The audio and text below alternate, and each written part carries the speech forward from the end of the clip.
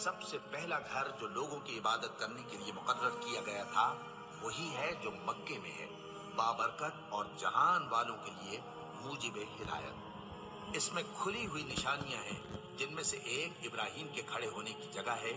جو شخص اس مبارک گھر میں داخل ہوا اس نے امن پا لیا، اور لوگوں پر اللہ کا حق یعنی فرض ہے کہ جو اس گھر تک جانے کا مقدور رکھے وہ اس کا حج کرے، اور جو اس حکم کی تعمیل نہ کرے گا تو اللہ بھی اہل عالم سے بے نیاز ہے۔ اور جب ہم نے خانہ کعبہ کو لوگوں کے لیے جمع ہونے اور امن پانے کی جگہ مقرر کیا اور حکم دیا کہ جس مقام پر ابراہیم کھڑے ہوتے تھے اس کو نماز کی جگہ بنا لو، اور ابراہیم اور اسماعیل کو حکم بھیجا کہ طواف کرنے والوں اور اعتکاف کرنے والوں اور رکوع کرنے والوں اور سجدہ کرنے والوں کے لیے میرے گھر کو پاک صاف رکھا کرو۔ بے شک کوہ صفا اور مروہ اللہ کی نشانیوں میں سے ہیں، تو جو شخص خانہ کعبہ کا حج یا عمرہ کرے اس پر کچھ گناہ نہیں کہ دونوں کے درمیان چکر لگائے، بلکہ یہ ایک نیک کام ہے، اور جو کوئی نیک کام کرے تو اللہ قدردان ہے، دانا ہے۔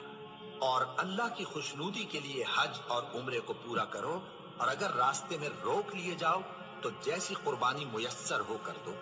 اور جب تک قربانی اپنے مقام پر نہ پہنچ جائے سر نہ مڈاؤ۔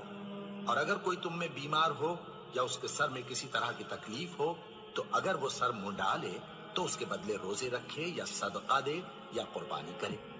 پھر جب تکلیف دور ہو کر تم مطمئن ہو جاؤ تو جو تم میں حج کے وقت تک عمرے سے فائدہ اٹھانا چاہے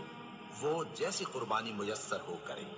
اور جس کو قربانی نہ ملے وہ 3 روزے ایام حج میں رکھے اور 7 جب واپس ہو۔ یہ پورے 10 ہوئے۔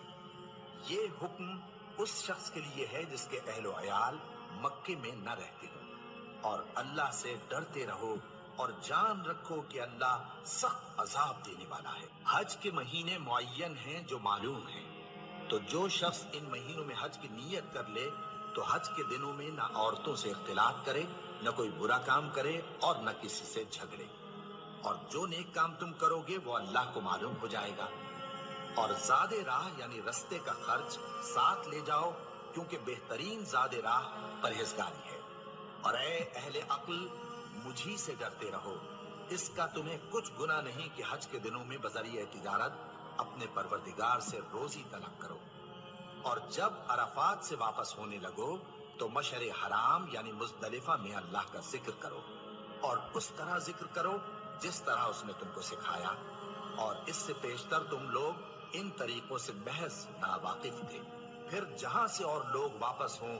وہیں سے تم بھی واپس ہو، اور اللہ سے بخشش مانگو، بے شک اللہ بخشنے والا ہے، رحمت کرنے والا ہے۔ پھر جب حج کے تمام ارکان پورے کر چکو تو مینا میں اللہ کو یاد کرو جس طرح اپنے باپ دادا کو یاد کیا کرتے تھے، بلکہ اس سے بھی زیادہ۔